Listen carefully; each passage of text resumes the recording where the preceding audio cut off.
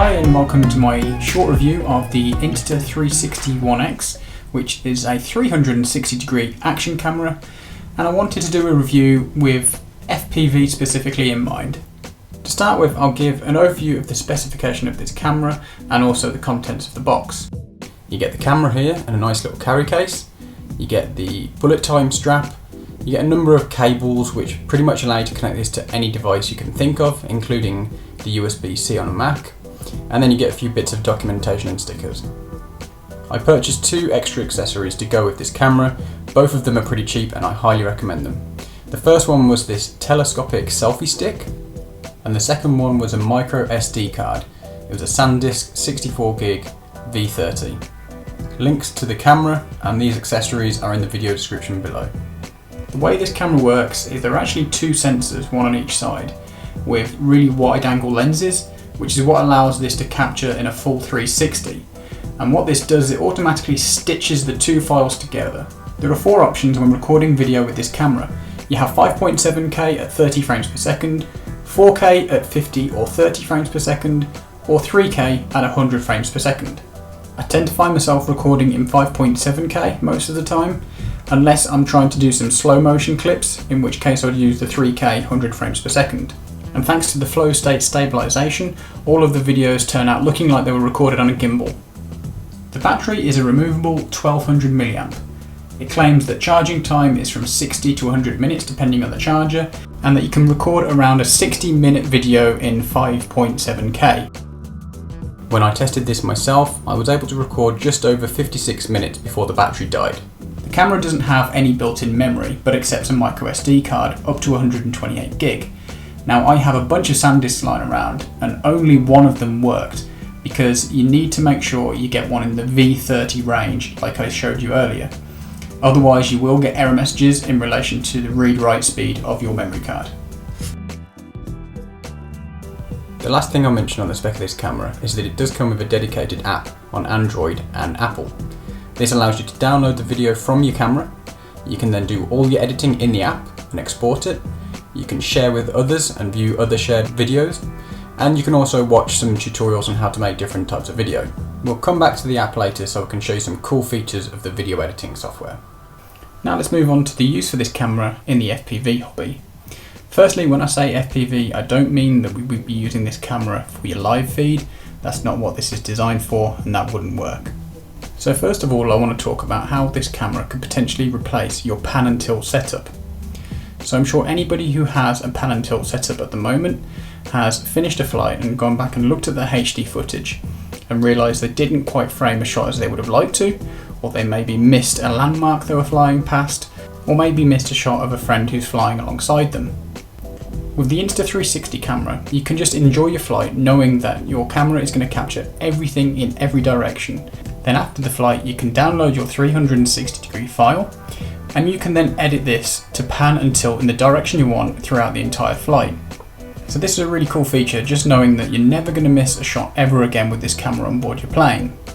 The other thing, obviously, with replacing a pan and tilt setup, it means that it replaces some complexities like having the pan and tilt device itself, multiple servos, and also then having to make multiple connections to your receiver and configuring channels to adjust the pan and tilt.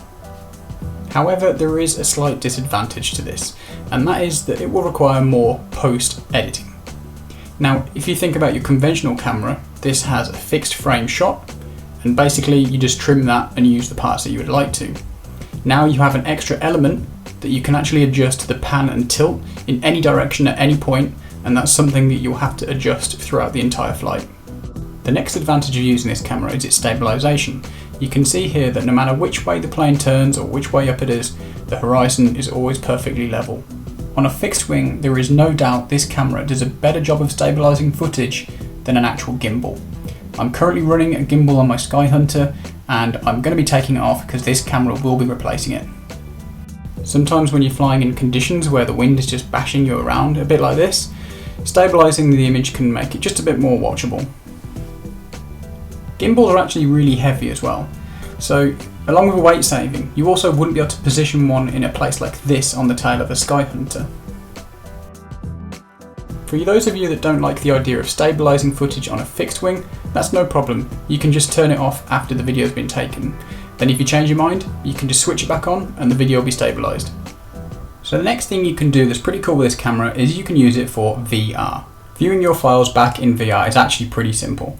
Firstly, you download the video from your camera onto your phone, and then you'll need a cheap VR headset that can hold your phone from somewhere like Amazon. The one I use is only £15, and I will put a link to that in the video description below. To view your video in VR, simply open the app and select a video. Click the options button in the top right corner and then select VR. Next, you put your phone into your goggles and enjoy. For those of you that haven't tried VR, it is surprisingly immersive. You really feel like you're there. This clip won't do it any justice, but I highly recommend you buy one of these cheap headsets and give it a go. So you can upload videos in VR format to YouTube. So what I'm going to do is I will upload this video that you're seeing right now, or an extended version of it, in VR, and I'll put a link in the video description below and a link at the top of this video right now. So if you have got a set of VR goggles, stick them on and give that a watch. So the next pretty cool use for this camera in FPV is recording those low passes from the ground. There's a couple of ways you might be doing that already. The first one is you might have a friend at the field who is trying to record them. But as you know, sometimes these shots can be quite hard to frame, especially when the plane goes past pretty quickly. The second way is you might be doing it like I am in these shots here, which is using a camera that is fixed. The problem with this is the camera is only ever going to be pointing in one direction, and that might not be the right way. The other thing is it doesn't spin around to capture the plane as it flies past. So the advantages for using your Insta360 for recording these low passes is, firstly, it doesn't require any human effort. You simply place the camera where you want it, record and forget. This means you can record the videos like this even when you're at the field by yourself, or simply save your flying buddies the hassle. As we know by now, this camera is recording in every single direction, so you're never going to miss a low pass ever again. So in using the camera for this purpose, you essentially get to be the cameraman after the event has occurred. This will make a little bit more sense when I show you how you edit the video afterwards to make sure that the camera spins around to view the plane as it goes past. So I'm opening the app on an iPhone X, and first of all you can scroll around and change the view just using your thumb and swiping on the screen. But what I'm going to do is I'm actually going to use this viewfinder mode, and this is going to make me kind of simulate that I'm holding a camera and that I'm there recording a video. So you can see that as I move the camera up and down, left and right, this is changing the view, just as if I was actually there. Once you click and hold the record button, you can slide right and left to adjust the zoom. And what I'm going to do is try and track the plane as it goes past. Once that's happened, you can then go back and view that and check that you captured exactly what you wanted to get.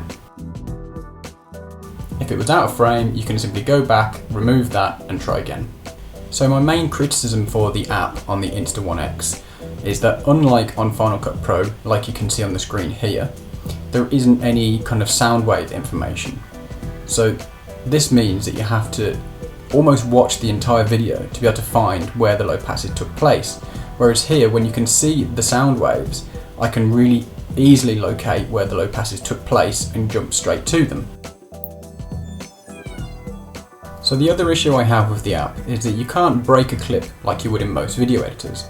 So this means you can't get rid of all of the kind of bits in between when nothing happens, leaving you with just the action shots. The only thing you can do in the app is crop time off the start and end, as I am doing here in Final Cut Pro. Unfortunately, these issues are also present in the desktop version of the app.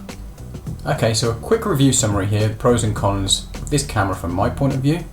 And the first one, I've mentioned this a few times throughout the video, this thing, because it captures in 360 degree, you're never going to miss a shot, whether it be on board the plane or if it's on the ground. The next one is that this stabilizes footage better than a gimbal, and not only that, you can switch it on and off after you've recorded the video, so you don't have to determine whether you want the stabilization on or off before you record the video. The next one is cool shots and tricks. So you can get really creative with this camera in comparison to a normal action camera, and the app has really good video tutorials on how to do all of these, so you'll pick them up really quickly. But this is where you will need that telescopic stick I mentioned at the start, because most of the tricks do involve one of them. The next one is virtual reality. I mean, this is a first for me. I've never had a camera that can do this. My final positive comment here is the free capture and smart track editing in the app. The free capture is the one I demoed earlier and is quite unique. I've never seen that before. And smart track is another feature that allows you to focus on a particular item or person, and it will follow that throughout the video. Moving on to the cons, and the first point is the increased amount of post-editing. Unfortunately, because it does capture in 360 degrees, this means it just takes a bit more effort to get that final output. The next point is that the editing apps are not perfect. Although they do have some really cool features, it does annoy me slightly that I can't break clips and that I don't have any sound waves. My next point is that it's not as easy to mount to an aircraft as you might think. It has a tripod thread on the bottom of it, and it requires just a little bit more creativity to get it fitted to your aircraft than a conventional camera. However, if you've got a ton of GoPro mounts like me, then if you order one of these parts, I'll put the link in the video description, this might help you out. My final point on the negative list is that the image quality is not extremely high like you would get from, say, the latest GoPro or DJI cameras, but you have to remember that the 5.7K that it's recording is actually for the entire 360 degree image. So once you've edited your video and outputted a fixed frame at 16:9, you're going to end up with something closer to 1080p. Having been through the pros and cons, I really do believe this is a great little camera, and it can bring you a new layer of creativity to your FPV videos. For my next flight, I will be mounting this camera to the front of my mini Talon, so keep an eye out for that. Thank you for watching, and if you have any questions, please post them in the comments below.